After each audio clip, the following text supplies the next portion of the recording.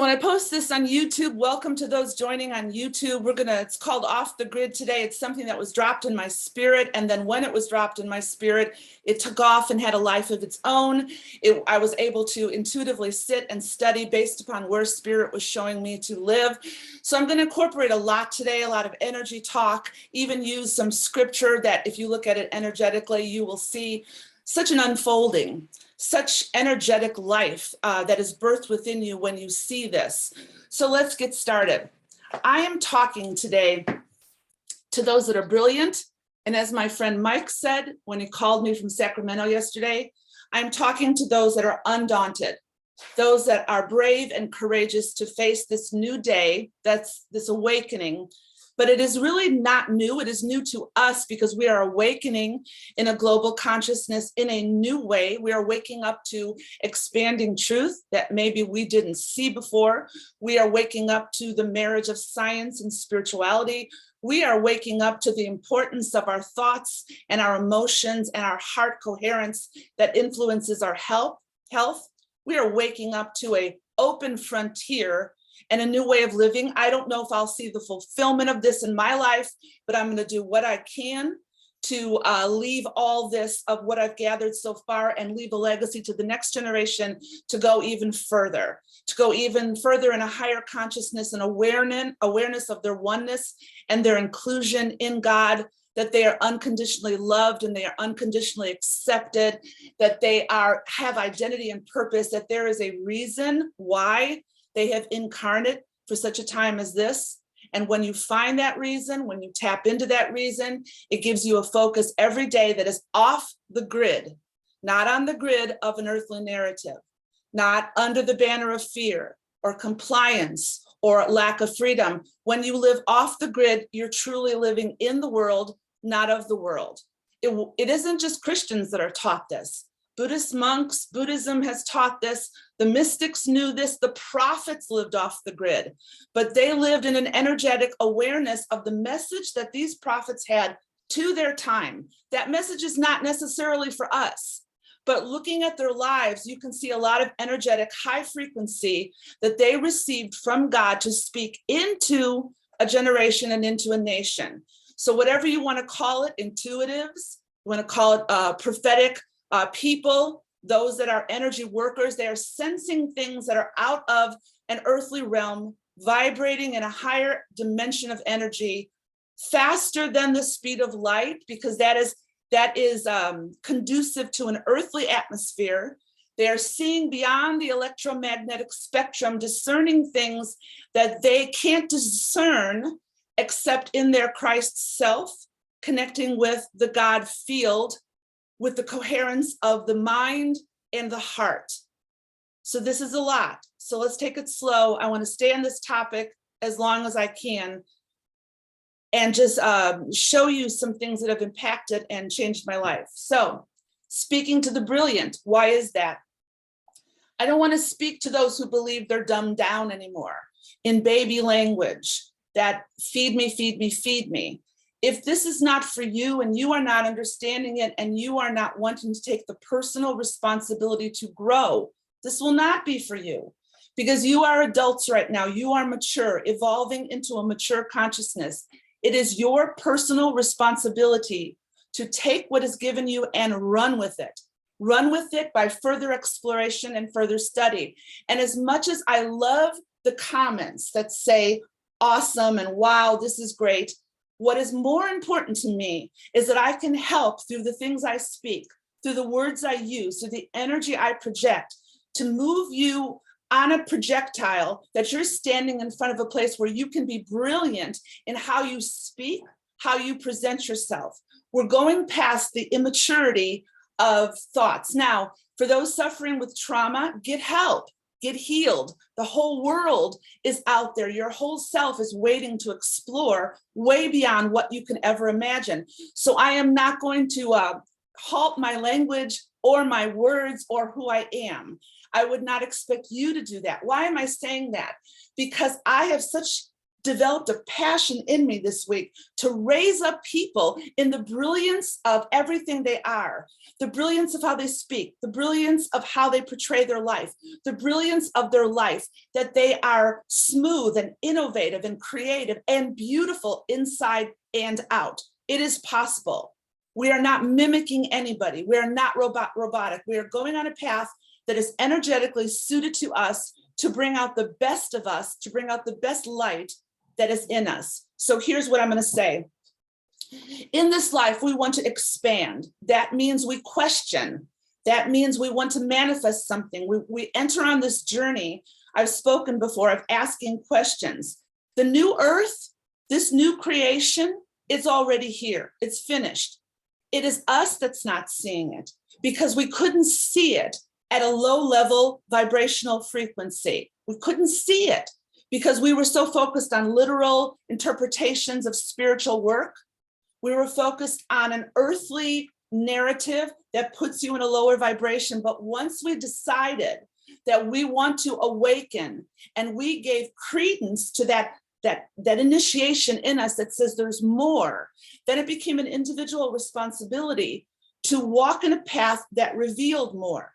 As soon as you walk in that path, as soon as you step forth into that light, you're going to find yourself off the grid, and it's going to come with some earthly manifestations that you may or may not like. For instance, you're not resonating with the people that you resonated with before. You may feel dull and bored, like nothing satisfies you. You may feel like why are you here? All that, I'll call it frustration, but what it is birth pangs. What are the birth pangs? It is that you as Christ is being formed in the earth today to walk in a higher dimension of your realized humanity. This is all intro. Let me say one more thing. Energy never changes. Energy is vibrating through the whole universe. The manifestation of the energy we see takes form. Remember, we talked about that crest coming out of the ocean, but it's part of the whole. You are no more divine in your humanity than you were before you came to the earth. You are 100% divine in your humanness. You are 100% immortal in your humanness because you have just shifted in the form of energy, meaning that in a lower vibrational frequency, and I'm not going to teach, this is being taught a lot, you're in this lower vibrational form and you do forget. This remembering is causing you or helping you or integrating you into you. It's pulling all those fragments into you. And when they start pulling in, you start living in the world, but not of the world, but you are in the world. I do not deny my humanity. I am in the world. Why am I here? Why have I incarnated? To experience the beauty of everything and in my purpose as I rise in consciousness. Those that are of a set frequency who never want to rise, you know them, I know them, they don't want to. So they're going to continue to be dualistic because a rise in consciousness is always predicated upon oneness. As you realize you're going to awaken, as you realize you're going to rise in consciousness, you realize certain things. I'm just going to throw these out to you. We'll talk about them more in detail. You start moving in a different timeline. You don't have any resonance with the people that are moving in a timeline of fear and negativity. You are an oddity. You are an anomaly. You are an enigma. So are you losing friends? That's probably one of the signs that you're moving in a resonance because they can't handle the light on you, but you have a choice. Go back into that realm or keep on moving. Another thing that happens is we become more innovative and creative. We realize our authenticity. We desire to be authentic because we know that we have a personal responsibility to grow and to rise in consciousness, which is increasing light and increasing sound in our life. We are constantly vibrating, constantly moving. So there is a distinct separation occurring. It is not better. You know, I look at some of the people I used to know, it's non-judgment, not judging them, because that is where they are and that is where I was. The only difference is I made a choice to keep on moving past that which restricted me, past that which I was being told what to believe, rather than using any critical thinking skills to know what I believed, to know past the limitations of religion, past the limitations, and beginning to see that the marriage of science and spirituality is like this open door to a whole new portal of being. So to navigate this new earth right now, you can call it the kingdom, this new creation, it's there. I can feel the energy shift. I know I'm living in it. I'm going to give you a personal experiential example before I speak on it, so that maybe you can see how this is affecting me and what did this mean for me. So as I said, there's this global shift. So let me bring you into the experience. Then I'm going to teach you a little bit about it and then go back into the experience. I noticed certain things were happening. Number one, the resonance, I almost felt very dull. And I wondered why nothing caused me to have passion anymore. You know, it's not fun going through a birth. When those contractions start coming very quickly, there's a frustration. And how many times do mothers say, I don't want to birth this baby? Well, you know, it's too late now. So when you enter that cycle of birthing and those contractions start and Christ is formed in you and the manifestation of you as the Christ in the earth starts unfolding within you, you realize it seems like you're in two dimensions. You're navigating two dimensions, but in actuality, they're all now, but you're opening up to what may be in the future and bringing it into the now in a knowing, not a belief, in a knowing. Because when you are catapulted out of time and your emotions rise up, it is not a belief system. I'll give you an example of standing in my kitchen one day and suddenly in a split second, I knew I wasn't there. But I saw that I was still here, but something was occurring in an energy whirlwind that was coming around me. And I knew that this excessive joy I was feeling, the excessive sense of love and abundance had catapulted me somewhere outside of my current timeline to give me a knowing that when I shifted back into my timeline, I knew that I was somewhere in the future and I look much better than I look right now. Remember the prophet Kim Clement used to say that? That was energetic resonance. So there was this knowing waiting for me, and I wondered why I was encapsulated by all this energy that was embedding itself in my heart. Like I was limitless.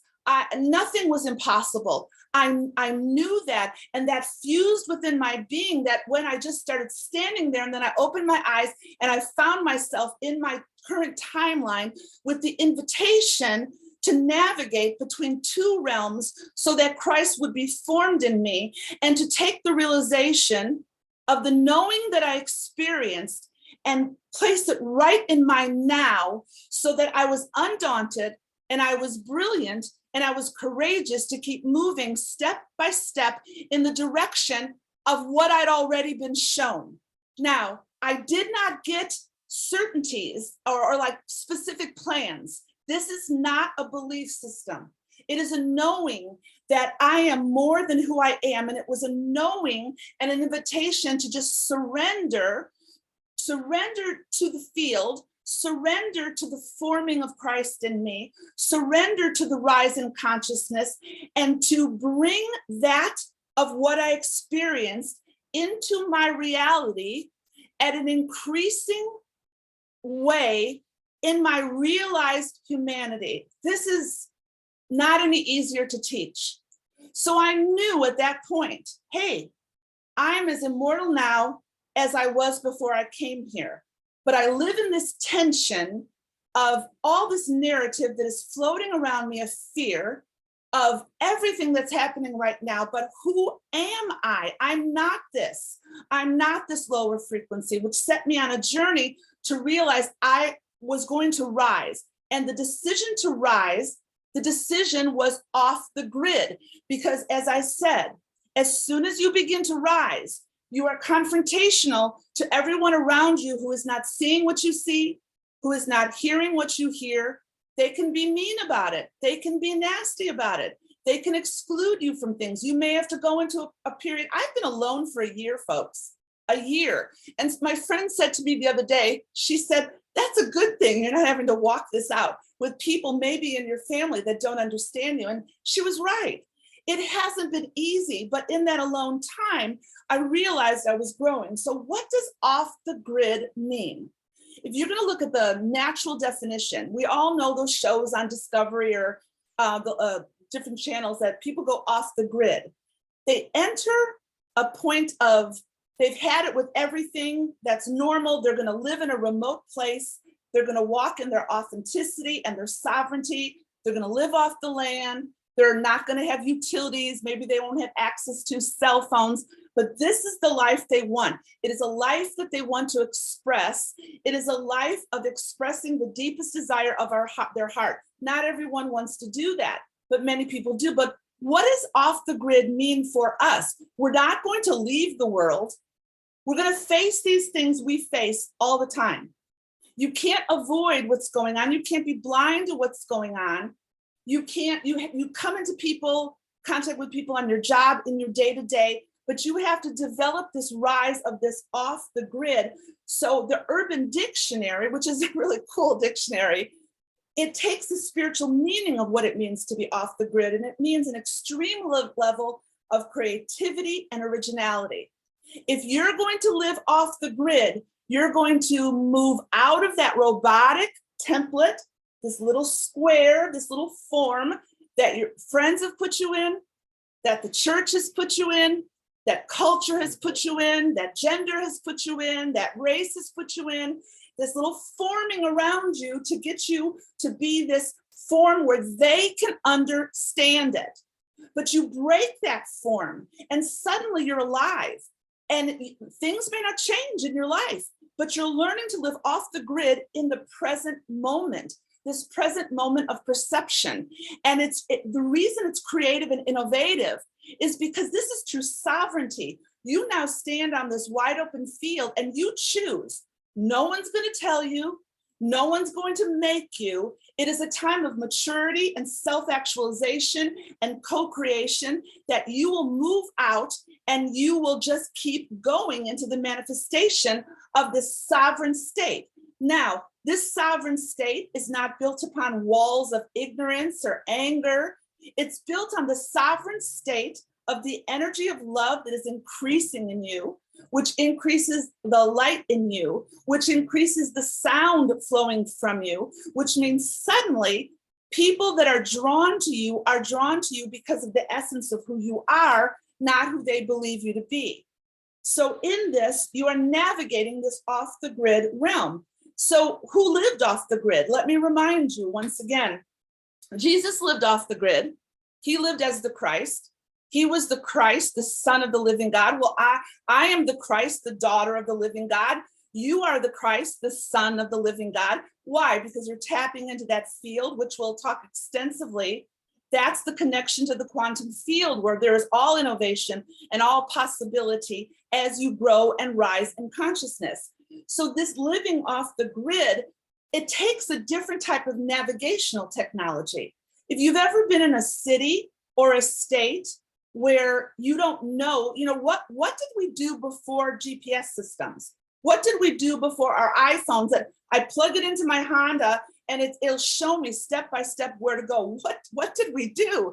So now, could it be that that system has actually spiritually laid out a set path for us rather than let us explore alternate paths? I remember when we were living in Southern California, in Ventura, I remember I wanted to get to Woodland Hills, but I didn't want to go the same way. So the navigational system, you plug it in, it says you go on the 101 and you go this way. And I thought, but what if I want to go a different way? Well, at that time, there was no alternate path. I had to make my own way to get to Woodland Hills. So see, that outer navigational system that we're used to was good for when we lived in the grid of normalcy. It was great when we lived in the grid of everybody else's expectations. And it was excellent when we lived in the grid of trying to please everybody and be everything to everybody due to rejection or trauma or whatever we're feeling. But now we're breaking out into this new birth that has always been within us and arise. Those technologies won't work in this. So that's why I call this quantum mapping. There are certain technologies that are now going to be made available to you to navigate life off the grid as we merge science and spirituality. And these technologies will be what we're talking about in the coming days. For instance, what does heart coherence mean? What does it mean when your mind, your emotions, and your heart, gratitude, and elevated, your mind, your thoughts, your heart, elevated emotions, your mind, electro, your emotions, magnetic, and magnetic, electromagnetic field that connects with the quantum realm. There are different technological, spiritual advances, heart coherence, the ability to know that what we observe, we create, to know that we are one. There is no dualism, that I am my own sovereign entity. And when I manifest in this realm, in my own energy signature, I am linked with everybody else. There is no competition. There is no jealousy. There is no hustle to be who I am. It begins to flow as you rise in consciousness. So there is this beautiful love technology when you're living off the grid. You do not have to prove yourself. You do not have to justify yourself. You do not have to define yourself, because as you rise, you will be constantly shifting and changing. People don't like that. Well, the hell with them. I mean, I love you, but when it's the choice between me rising, then I'm just going to keep on going forward. I can't tell you all the people that have moved away from me. And I know that many of you have this exact same story. Don't stop.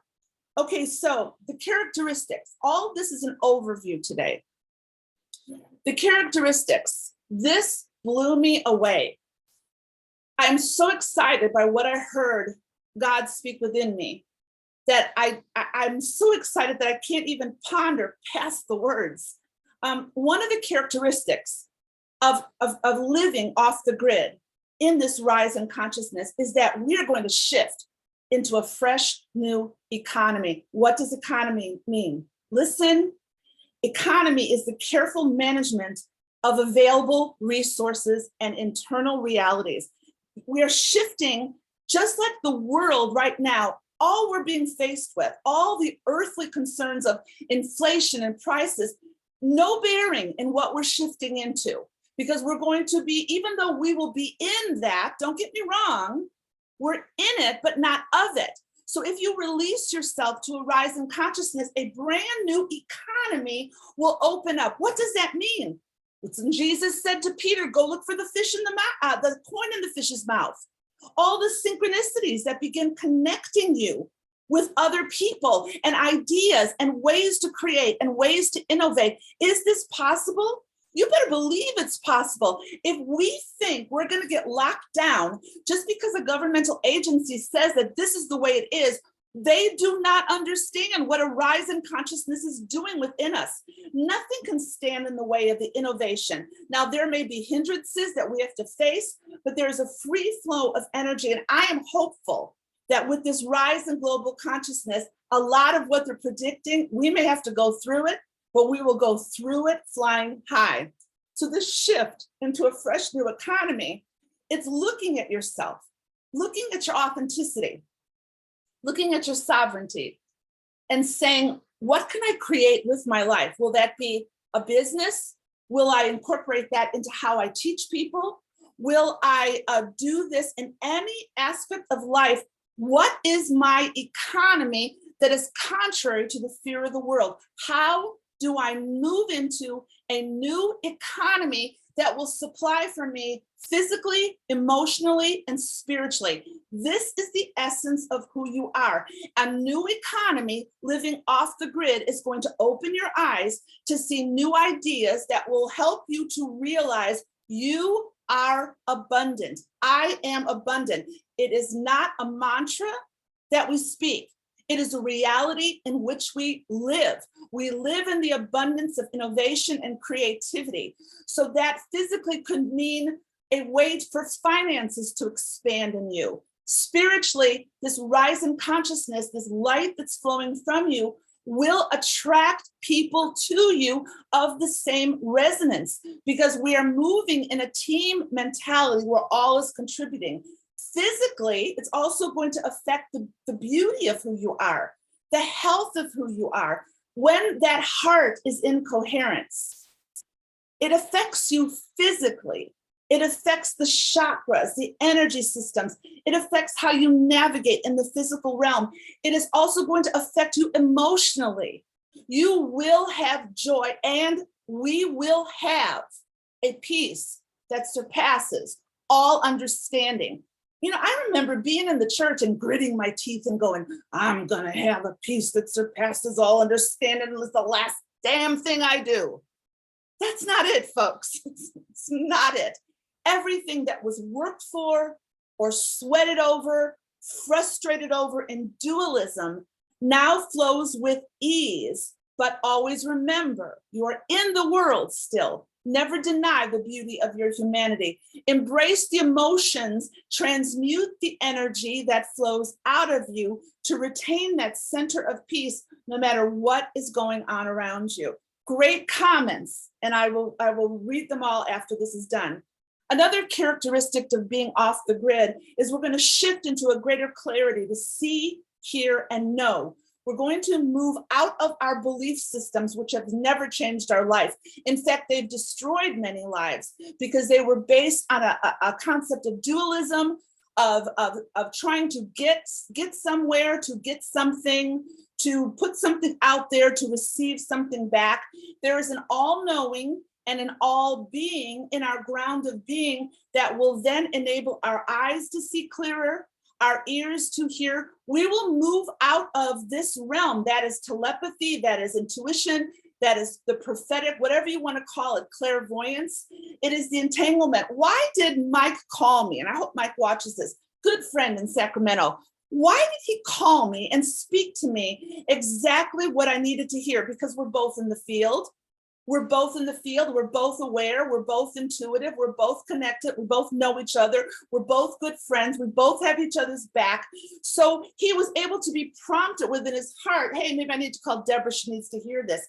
This is out of the realm of an earthly realm. How do you know connections will not come to you that you are entangled with on the other side of the world, but you have not opened yourself up to flowing in that realm of mystery?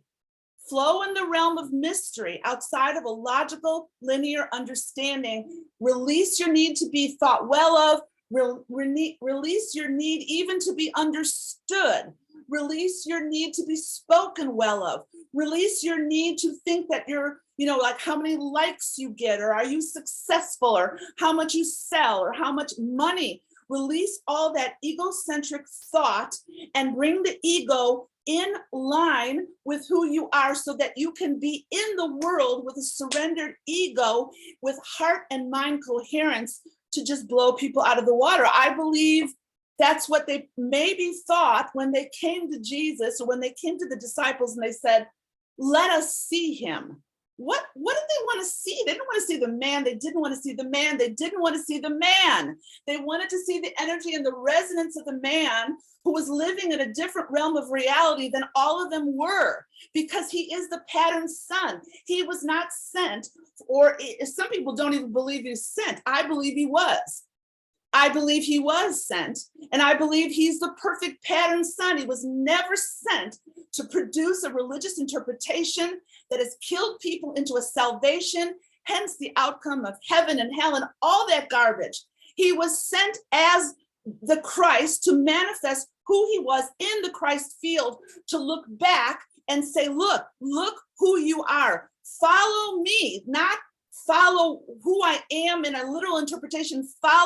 Look at how I'm relating to the Father. Look at how I'm relating to life. Look at me.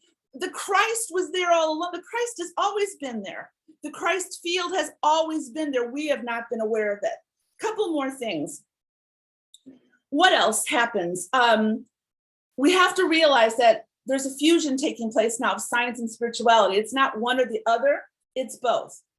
And I don't know the reason for that. All I know is that in my particular case, I've been put in time for such time as this, where it's all led me to this fusion. That's why I'm creating the course, end of April. We'll talk about it next week. I'll let you know more about it. Well, that's why I'm here. That's my purpose, to join those forces past any denomination, past any religious upbringing, a way higher level of spirituality that deconstructs all the lies. And then we come into this movement of science and spirituality so that everywhere we look, the universe itself is bearing witness to the awe and wonder of God, source, the quantum field, how we move, the light that we emit as we begin to see energy on people, all those things that we discern. This is a beautiful, beautiful time to be alive. That is why I've been put here.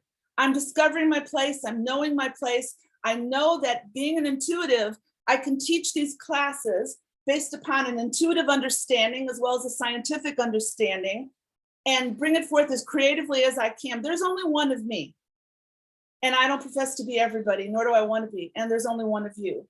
Let's end with this. I'm looking at the time. Here are some of the realities of living off the grid. And again, we will expound on them in the coming weeks. Synchronicities are going to abound. I can't tell you the other day, every time I turned around, something was hitting me. I'd be asking a question, I'd turn on the radio, there was a song, it was like the song was singing the answer. Then people were calling me. Then I was meeting people that I hadn't seen in a while. And all those synchronicities, our eyes have to be open, that those are divine invitations by the universe to actually look and to see, to try to gain understanding by what the correlation of all those synchronicities, they are not independently fragmented. If you are receiving synchronicities in your life, in your day, they have a correlation and a coalescing. They come together to form a thought.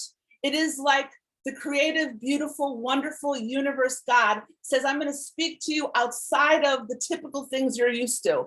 I'm going to have you turn on the TV or look at a book, meet a friend, see a movie, drive down the road, and I'm going to make you so aware that I am the all that is in the all, and I can reach you any way I want to reach you within you. It is the Father within you calling out to you to look, open your eyes and see, open your ears and hear. So many people say to me, but how do I do that? If you're asking that question, you need to take it back to the drawing board. You're still living in dualism. It is not easy to teach oneness. It is more experiential. I can keep speaking and keep speaking until you finally catch it. Why? Because this is not something that can be actually taught. It's caught. So my only responsibility, and even Stephen, your responsibility. Stephen, you keep walking the way you're walking. You keep filling up, studying, learning, responding, and what flows from you is the ability to be people drawn to your light, where you don't always have to explain or teach. It is just part of life. Couple more things. Resonance. You will begin to see who you really resonate with. This is an energy time. Everything is energy. Tesla was right. If we do not come into an understanding of energy, you're not going to get this. There's an inner knowing. I know. I've been trained in this since a child. I know when I'm around someone, what they're thinking, sometimes what they're feeling. I know that there's a resonance. Also, I can sometimes discern their hypocriticalness, their masks, their guards. Doesn't mean I judge them. I see it. I see it. There's a big difference. And I'm not trying to change them, because a lot of times they won't listen anyway. So living off the grid is living in a resonance of humility, that not everything you see, you say, not everything you hear, you respond. It is the ultimate discernment of living in this energy feeling and just moving and living and having your being in the Christ field with such a tender, beautiful sense of touch, sense of smell, sense of sight, that you're just fearlessly walking in this grace. This is the rhythm of grace. This is the rhythm that the universe is calling you to walk in. You never have to prove yourself, ever. So creativity is unleashed. I don't know why people don't get this word. I've been for years telling people, you are the creative expression of God in the earth. And you would think I was speaking Chinese, because they didn't get it. Why do they not get it? Because they do not know that the expression of their incarnation in the energy signature that they have been raised up in is creative. It does not follow a set path. You co-create your life with God. We'll talk about that, living off the grid. A few more things. You're going to access greater dimensions of light and sound outside the current dimension. You're going to access different energy. That's what happened to me that day in the kitchen. But one thing I realized, I've been experiencing that for years, but I never had language for it. I never had, we've heard of people I've had friends that have been translocated into other countries where they walk into someone else's room, probably some of you, and the people know that they're there or they are aware that they're there, and then they just go back into their body. I've had friends that have those experiences. I've had certain experiences that just now I'm being able to get language to. It is this deep knowing. We'll talk about that in the coming days. Now, one other thing, and I'm going to leave you with this, because this is the most exciting to me. Let me breathe, so I'm trying to figure out how to share it with you. I want to teach on this. Our current linear understanding processes us and places us in timelines. Yes, I know time is an illusion. I get it. Yada, yada, yada, yada, yada. I get it, okay? But move past the meme. Okay, we're still in this timeline, creating it, however you want to say it, by our thoughts, by our actions. But when you rise, like I did through that experience, I found myself in another timeline that played itself out in the earth realm as I was ascending. Because even though I'm immortal, I'm still in the world, but not of the world. So I'm creating new timelines. And those timelines all are now. So when I experienced what I did in the kitchen, my timeline shifted. And when I came back into that timeline I was in, that's when I started feeling the alienation from certain people. It was just so apparent. It was just undeniably real. I would sense it when I would be around people that I was invisible. But like my friend said, you're invisible to people of the old earth. You're visible to people in the new earth. And I went, well, dang, that's good. That's true. So I was not visible to them anymore. And if I proceeded to keep hammering my thoughts and my ideas, all it was going to produce was an energy drain and an alienation. So I decided to move on. Now that came with challenges, because my comfortability level changed. I shifted to a new timeline. That timeline was going to serve me at this current place I was at. That timeline was going to bring in new relationships, was going to bring in new messages, it was going to bring in new insights. And I know that we shift into another timeline. I would be safe to say that when Enoch, if you look at the Old Testament, Enoch was here and then was not here. He just shifted into the ultimate timeline. When you pass on, you are shifting out of timelines into the essence of your being. God, this is like, I have been for so long, I'll end now. For so long, I have told everybody I've known, I'm so bored.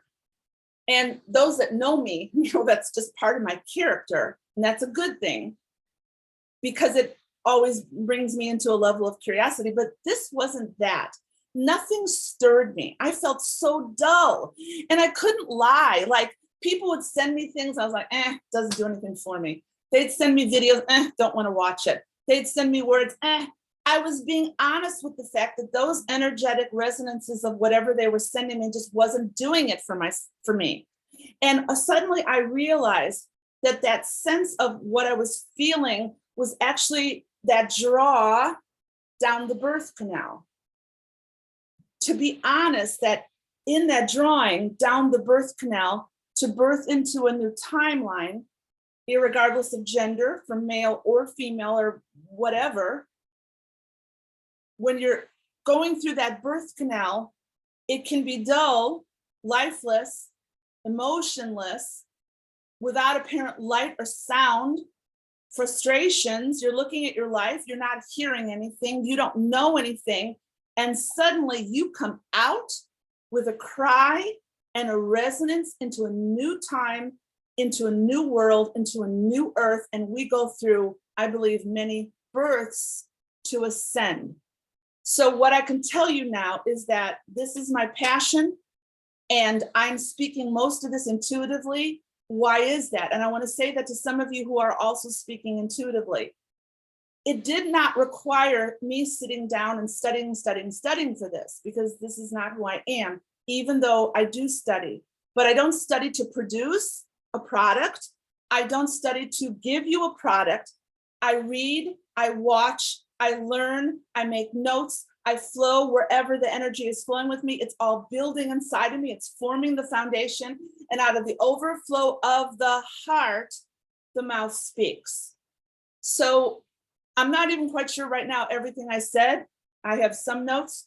So my desire for you is, number one, keep following this every week. Number two, the course that I'm going to teach, called The Curious Quantum Awakening, it's not for everybody. It's a real basic Quantum 101. Here are the 5 topics that you're going to need to know. And it's not just a course we're going to meet on Zoom. I've written PDFs. This Thinkific platform is a school.